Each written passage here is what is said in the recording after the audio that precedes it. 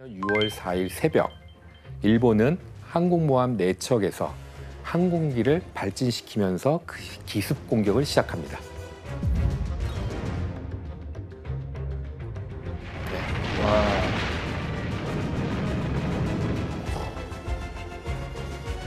그런데 일본군은 뭔가 이상하다는 점을 깨닫게 됩니다.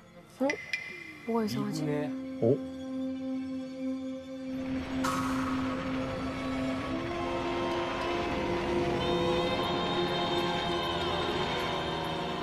그리고 이때 미군의 항공기가 갑자기 상공에서 나타난 거죠.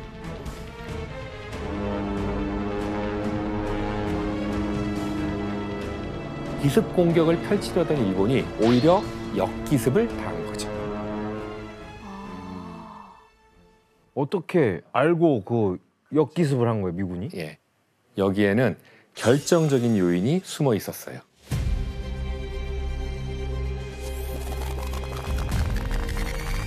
사실 미국은 이미 일본의 계획을 다 알고 있었던 거예요. 어떻게? 어떻게? 어머나. 미국의 암호 해독팀은 미드웨이 해전이 일어나기 전에 일본군의 무선 교신을 해독하고 있었어요. 그중 한 암호 해독가가 일본군의 교신에서 한 가지 중요한 단서를 찾는데요.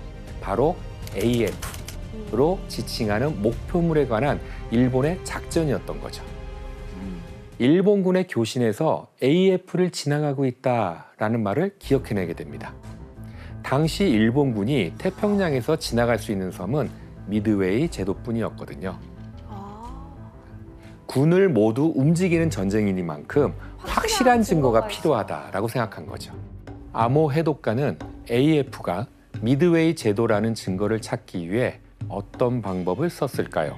서로가 해킹을 하고 있다는 것을 알고선 그걸 또 이용을 하죠. 해킹을 알고 이용을 한다고요? 미드웨이라는 단어를 직접적으로 암호에 써서 보낸 거예요. 미드웨이에 식수가 떨어졌어. 이렇게 거짓 정보를 흘려요. 그래서 일본군들이 AF에 식수가 부족하대. 이렇게 암호를 한 거를 가로채서 AF가 미드웨이가 맞네. 이렇게 확신을 한 거예요. 정확히 정답입니다. 잘했어요. 암호 해독의 힘으로 미드웨이 제도 근처에서 항공모함 2척과 함께 일본군을 기습할 만만의 준비를 할 수 있었습니다. 일본군의 허를 찌르게 된 겁니다. 이런 미국의 사정을 알 길 없었던 나구모 지휘관은 미군이 미드웨이 제도에 숨어 있다고 생각하고 방어선을 무너뜨리기 위해서 항공모함에 남은 폭격기의 폭탄을 모두 지상 공격용 폭탄으로 교체하게 되는 거죠. 여기서 또 한 번의 반전이 일어나는데요. 30분 뒤에 온 무선 교신에서 미드웨이 제도 주변에 항공모함이 있다는 이야기를 듣게 된 겁니다. 적어도 한 2, 3일은 걸린다고 생각했거든요. 그리고 일본은 여기서 또다시 깜짝 놀라게 되는데요. 한 대가 늘었네? 그렇죠. 미군의 항공모함 중에는 미드웨이 해전 바로 직전에 벌어진 전투에서 침몰시켰다고 생각한 미군의 항공모함 요크타운이 있다는 사실이었습니다. 오. 예. 아니, 그러니까 침몰 시켰다고 확신을 했다라는 거는 예, 본인들이 봤을 거 아니에요? 그렇죠. 거의 침몰 직전이었던 요크타운을 미국이 다시 살려놓은 거죠. 야, 거의 SCB급인데요? 수리가? 잘 고치네요. 예, 요크타운의 상태를 본 전문가들은 전투에 투입하려면 3개월에서 6개월은 걸린다고 진단을 했었어요. 그런데 한시가 급한 전시 상황에서 사령관 니미츠는 3개월이나 기다릴 수 없었던 거죠. 그래서 불과 3일 안에 고쳐놓으라고 명령을 내리게 됩니다. 대박이죠.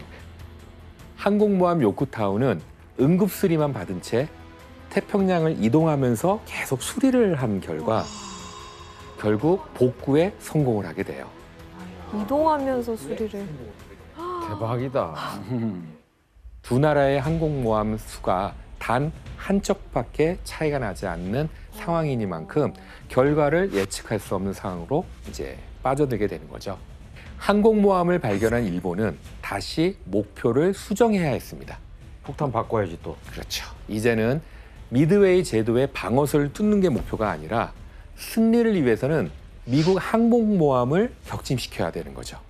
지상 공격용 포탄으로 교체했던 폭격기를 다시 항공모함을 격침시킬 어뢰로 교체해야 되는 거였죠. 그런데 이때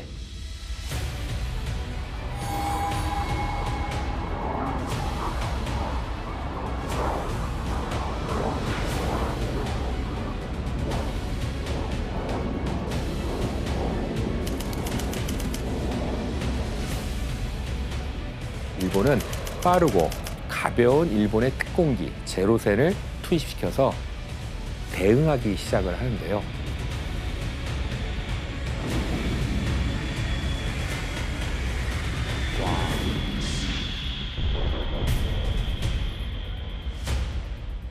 그리고 미군은 또다시 위기를 맞게 되는데요.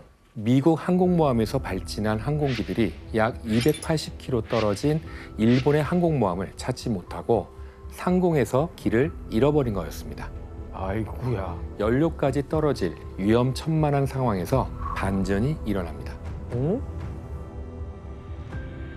구름 아래 바다에 떠 있는 전투함을 발견한 것이죠. 그 전투함을 따라가다 보니 일본의 항공모함이 있는 위치를 찾아낸 미군은 이때부터 대반격을 시작합니다.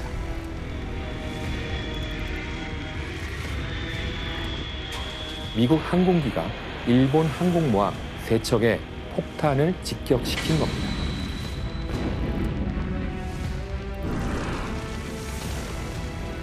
와. 항공모함 중 한 척인 소류는 폭탄 3대를 맞았고 카가는 너무 많은 폭탄을 맞으며 침몰하기 시작했습니다. 여기에 항공모함 아카기는 단 한 발의 폭격으로 순식간에 타오르고 맙니다. 그리고 마지막까지 남은 항공모함 히류 역시 끝까지 버티다가 폭탄을 맞아 파괴돼서 바닷속으로 사라지게 됩니다.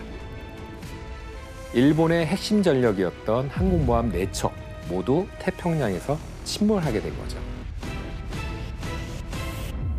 다 침몰됐구나. 항공모함 4척이 침몰했고 전투함 1척과 항공기 250여 대, 조종사 등 3천여 명이 전사를 하게 됩니다. 미국 역시 부활했던 요크타운이 끝내 침몰하게 되긴 하지만 전투함 한 척과 항공기 150대, 307명이 전사하면서 완전히 승기를 잡게 됩니다.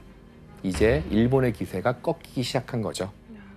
미드웨이 해전 후 태평양 전쟁의 분위기는 완전히 뒤바뀌어 버리게 됩니다. 미국은 막대한 자본력으로 군수물자의 생산을 늘리고 1943년부터 매달마다 최신형 항공모함을 생산해내기에 이르게 되죠. 그 결과 총 90척이 넘는 전투함을 만들어내기도 했는데요. 이제 전력 면에서는 일본을 훨씬 뛰어넘게 된 겁니다. 와. 미드웨이 해전 이후 미국은 가달카날 섬에서 연합군과 대규모 공세를 펼치고 승기를 이어갔는데요. 이후 일본은 마셜 제도와 팔라우 제도, 마리아나 제도에서 패배를 거듭하며 일본의 전세는 완전히 기울고 맙니다. 여기에 2호선 함락으로 일본군은 더더욱 일본 본토로 쫓겨갈 수밖에 없었죠. 이제 미국에게 남은 건 일본 본토를 치기 위한 작전뿐이었습니다. 일본군 역시 마지막으로 본토를 방어하는 마지노선까지 온 상황인 거죠. 먼저 당시 오키나와 전투의 전력을 한번 비교해 볼까요? 한눈에 봐도 차이가 확 느껴지죠? 아니 이게 항공모함이 어느새 40척이잖아요. 아니 항공모함 40척이면 그냥 끝난 거예요. 진짜 미국. 미군과 연합군은 4년간의 태평양 전쟁을 마치기 위해 함대를 집결해서 바다에서 오키나와 섬을 일제히 포격을 가하게 됩니다.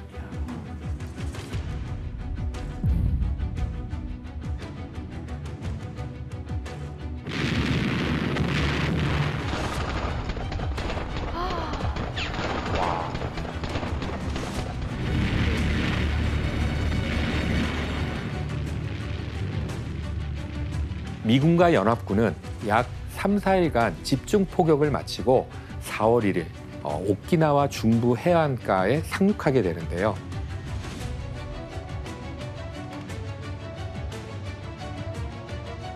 미군은 드디어 오키나와 섬에 착륙했지만 섬은 쥐 죽은 듯 조용했습니다. 도망갔나? 사실 일본군은 기지인 수리성에서 미군의 상륙을 지켜보고 있었습니다. 아, 일본군은 사전에 어떤 정보도 남기지 않기 위해서 주민들까지 남부로 이동시킨 상황이었는데요. 이때까지만 해도 어떤 일이 벌어질지 몰랐던 그때 미군의 머리 위로 일본군의 전투기가 떠오르기 시작을 합니다. 바로 가미카제 특공대의 공격이었죠. 일명 자살 공격이 시작된 거예요.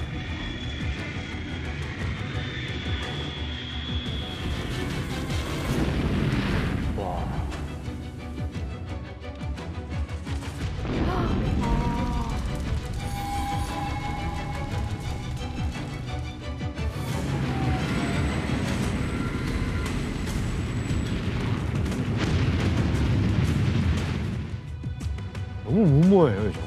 예, 아니 그렇죠. 정말 그 어떤 나라에서도 듣도 보도 못한 그런 전술 아니었나요? 예, 이러한 그 가미카제 특공대는 4월 6일 하루 동안 일본 큐슈의 비행 기지에서만 약 300여 대가 출격을 했는데요. 오키나와 바다에 띄워져 있던 미군의 전투함을 약 20척이나 격침하고 157척을 파괴하게 됩니다. 우와, 아니 많이 했네. 육지에서는 어땠을까요? 상륙했던 미군 중 일부가 남부 아래로 내려가 수색을 펼쳐가던 결과 일본이 만든 지옥의 입구를 만나게 됩니다. 좀 뭐야? 먼저 일본군은 옛 왕국의 성터였던 수리성을 중심으로 방어선을 구축했는데요. 수리성 주위로 수겹의 다중 방어 진지를 구축해 놓은 일본군을 찾아내기 위해서 미군은 이 빨간 선에서 계속 전투를 벌여가면서 아래로 이제 진격하게 되죠. 이때 일본군은 섬 내부의 험준한 요새로 미군을 이리저리 유인을 하게 되는데요. 마치 거미줄을 쳐놓은 것처럼 기다리고 있다가 먹잇감이 제 발로 들어오면 공격하는 방식이었어요.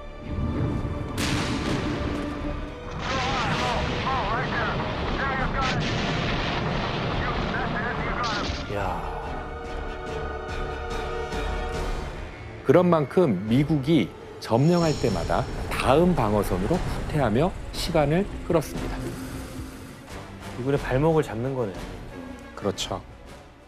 이런 미군에게 지옥 같은 또 다른 전투가 기다리고 있었는데요. 네. 아 소년병인가요? 예. 미군이 포로로 잡은 소년병을 조사하고 있는 모습입니다. 당시 일본은 오키나와 주민 중 어린아이들을 선발해서 총알바지로 활용했었어요. 대박이다. 이런 아이들을 가리켜서 무기와 피로써 천황을 지키는 군대라는 이름으로 철혈근황대라고 이름을 붙였었죠. 와. 전투 중 이런 어린아이들을 본 미군은 당황할 수밖에 없었고요. 경악했을 것 같아요. 예, 이런 미군의 심리를 이용한 일본군들은 아이들에게 미리 수류탄 2개 정도씩을 나눠주게 되는데요. 왜 하필 2개였을까요? 하나는 적에게, 예, 하나는 본인. 맞습니다. 만약 전투 중 위험한 상황이 닥치면 하나는 적에게 던지고 하나는 스스로 목숨을 끊으라, 자결을 하라는 것이었어요. 천황의 총과 폭탄이 돼서 미군과 함께 죽으라는 명령이었던 것이죠. 그런데 주민들이 총알바지로 사용된 건 이게 끝이 아니었습니다. 그러니까 이때 일본군은 미군의 눈을 피해서 동굴에 숨을 때 주민들 사이에 있는 경우가 많았습니다. 그러니까 미군은 일본군을 색출하기 전에 불필요한 희생을 줄이기 위해서 전단지를 뿌려서 오키나와 주민들에게 항복을 권유하고 그리고 이제 설득을 하거나 겁을 줘서 협박까지도 하게 됩니다. 하지만 오키나와 주민들은 좀처럼 항복을 하지 않고 일본군과 함께 그 자리에서 나오지 않고 사망하는 경우가 많았어요.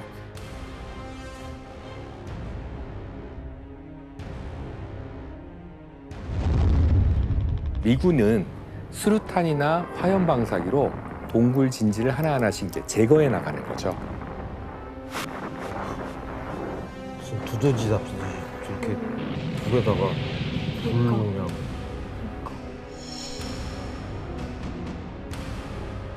오, 뭐야?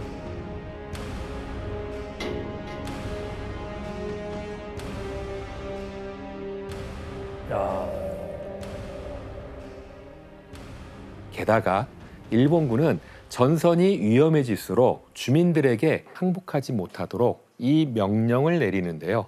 어떤 명령이었을까요? 바로 집단 자살을 하도록 명령을 내립니다.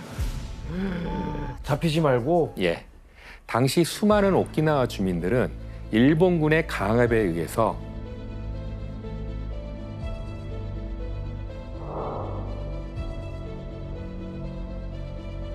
집단으로 자살을 하는 선택을 해야만 했는데요. 세뇌를 당한 결과였죠. 뭐 어떤 식으로 세뇌를 했길래 사람들이 집단 자살을 해요?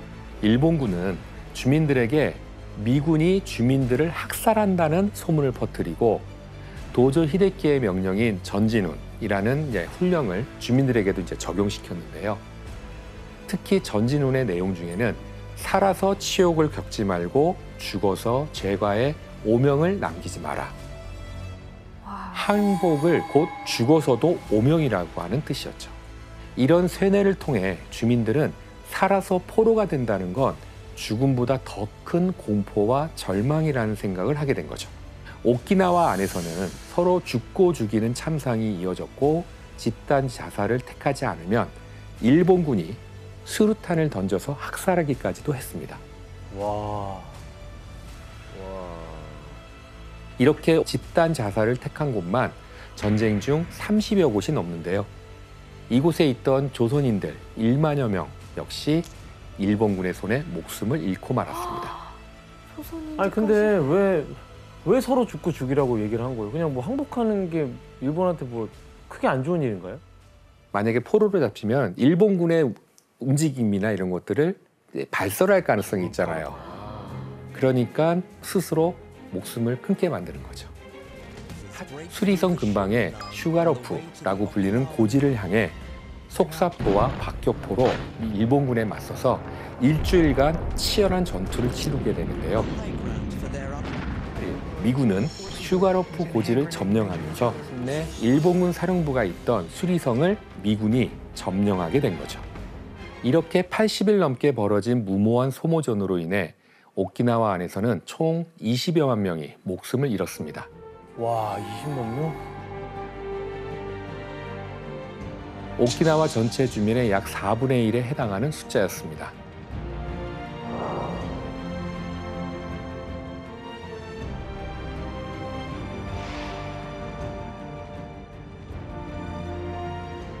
나머지 12만 명의 전사자는 바로 오키나와 주민들이었죠. 물론 조선인도 포함되고요. 트루먼 대통령은 더 많은 미군의 희생이 나오기 전에 결국 히로시마와 나가사키에 원자폭탄을 투하해서 일본의 항복으로 태평양 전쟁을 완전히 끝내게 됩니다.